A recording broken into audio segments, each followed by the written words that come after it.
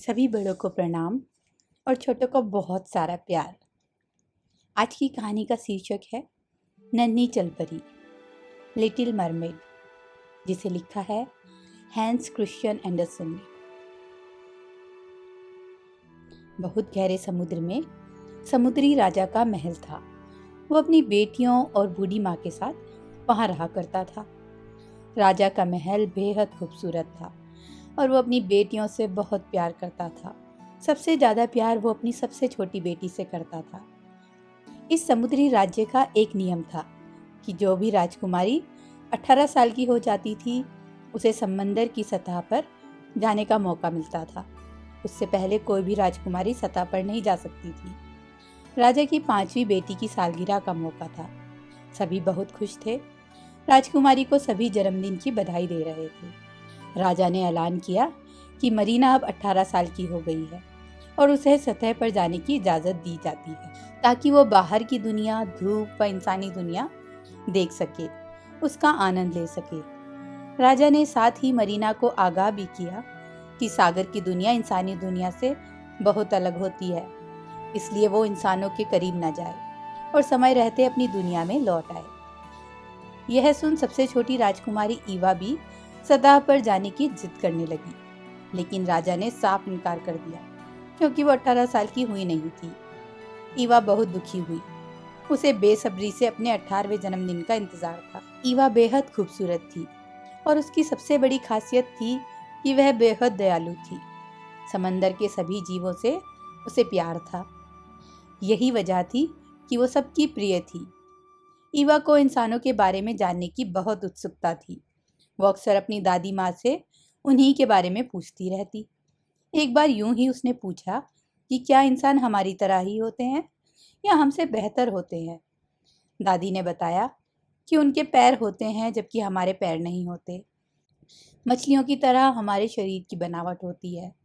इंसान बहुत प्रदूषण फैलाते हैं, इसलिए हमसे बेहतर नहीं होते। ईवा ने जानना चाहा कि क्या इंसान हमसे ज़्यादा जीते हैं, तो दादी माँ ने समझाया कि वो 100 साल से ज़्यादा नहीं जीते, जबकि मरमेड्स 300 साल तक जी सकती है और मरने के बाद वो समुद्री झाग बन जाती है। लेकिन यदि हम जीवन भर भले काम करें तो हम अमर हो सकते हैं और हवा की परियां हमें स्वर्ग ले जाती हैं उनके साथ रहने के लिए।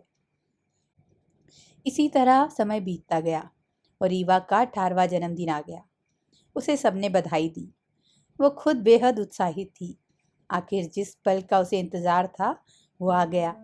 राजा ने कहा कि मैं तुम्हें बाहरी दुनिया दिखा लाता हूँ, पर ईवा ने कहा कि बाकी सब अकेले गए तो वो भी अकेले ही जाना चाहती है। इतने में उसके दोस्त श्रिम्प ने राजा से कहा कि वो उसका ख्याल रखेगा। राजा ने कहा कि सूर्यास्त से पहले लौट आना। ईवा तेजी से सतह की ओर चल पड़ी। बाहर आते ही वो मंत्रमुग्ध हो गई। इस नई अनजान दुनिया ने उसे मोहित कर लिया। इतने में ही उसे एक जहाज नजर आया जिसमें एक युवक था। उसने श्रिम्प से पूछा कि ये क्या चीज है। फिर उसने देखा कि वो युवक तो बिल्कुल उस गुड्डे जैसा है। श्रिम्प ने बताया कि वो राजकुमार है और शायद अपना जन्मदिन बनाने आया है। ईवा राजकुमार की खूबसूरती से मोहित हो गई थी और वो गाना गाने लगी। इतने में ही तूफान आ गया। आसमान में काले बादल छा गए और तेज लहरों के बीच राजकुमार का जहाज फंस गया। इस तूफान में जहाज डूब गया। ईवा ने देखा तो वो राजकुमार को बचाने चल पड़ी और वो कामयाब भी रही। राजकुमार को वो किनारे पर लाई। इतने में ही किसी के आने की आहट सुनकर वो छिप गई। कुछ लड़कियां वहां से गुजर रही थी और उन्होंने देखा कि राजकुमार वहां बेहोश था।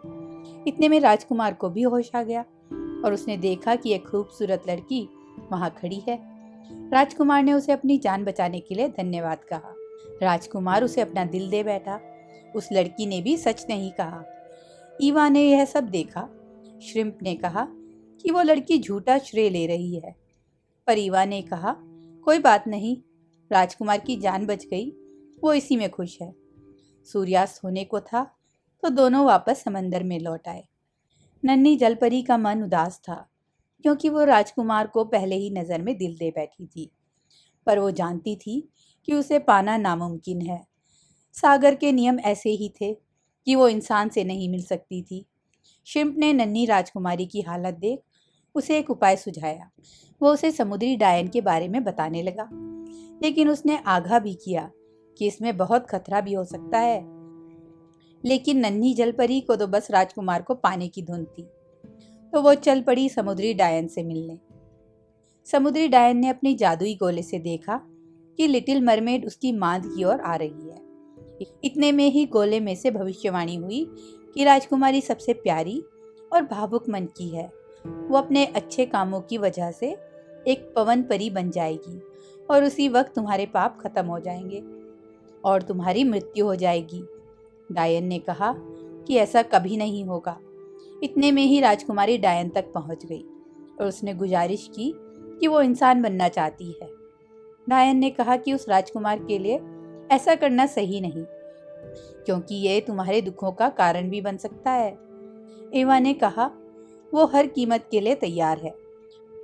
डायन ने कहा कि मैं तुम्हें इंसान तो बना दूंगी, लेकिन तुम्हारी आवाज छीन लूंगी। तुम्हें राजकुमार का दिल जीतना होगा और अगर तुम कामयाब रही तो तुम्हारी आवाज भी लौट आएगी। लेकिन यदि ऐसा नहीं हो सका तो तुम्हारी मौत निश्चित है और तुम समुद्री झाग बन जाओगी। नन्ही जलपरी ने शर्त मान ली। डायन ने उसे जादुई शरबत दिया और कहा इसे तट पर जाकर पीना। मरमेड ने ऐसा ही किया। शरबत पीते ही वो बेहोश हो गई। इसी बीच उसकी मछली जैसी पूंछ पैरों में बदल गई, पर उसकी आवाज चली गई। उसे होश आया तो सामने राजकुमार था। राजकुमार ने कहा, तुम ठीक हो और सागर तट पर क्या कर रही थी? राजकुमार ने उसे आराम करने की सलाह दी। अगले दिन वो चलने लगी तो राजकुमार बेहद खुश हुआ। उसने उसके साथ नृत्य किया और उसके नृत्य की कला से वो काफी प्रभावित हुआ। राजकुमार ने कहा कि आज का दिन बहुत अच्छा था, मुझे मेरे जीवन का प्यार भी मिल गया। नन्ही परी को लगा कि वो उसकी बात कर रहा है। इतने में ही राजा का आगमन हुआ और राजकुमार ने राजा से उस लड़की का परिचय करवाया जो उसे तूफान वाले दिन मिली थी। राजकुमार ने कहा कि इसी ने मेरी जान बचाई थी, मैं इससे शादी करना चाहता हूँ। राजा भी मान गए।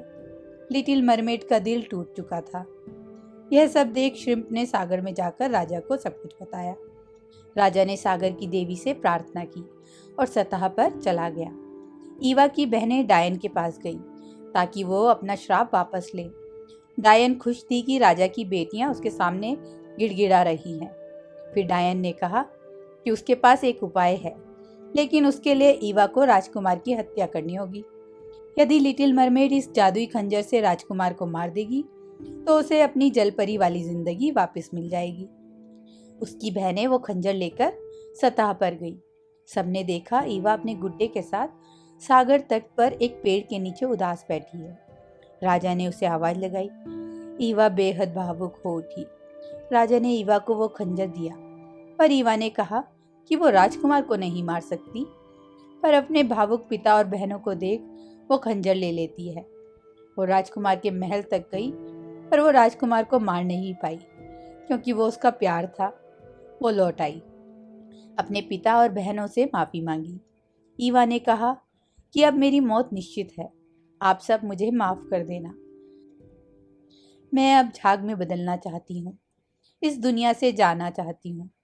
इतना कहकर वो समंदर में कूद गई। इतने में ही एक चमत्कारी शक्ति ने उसे खींच लिया और उसने देखा कि सामने पवन परी है। राजा बेहद खुश था कि उसकी सबसे प्यारी बेटी की जान बच गई। राजा ने परी को धन्यवाद कहा। ईवा समझ नहीं पा रही थी। परी ने बताया कि हम आकाश की परियां हैं और तुम अब हमारे साथ परी बनकर रहोगी। तुम्हारे उदार मन और सागर व इंसानों के प्रति प्यार को देखते हुए ये तुम्हारा इनाम है। तुम भविष्य में इंसानी रूप में भी जन्म ले सकती हो।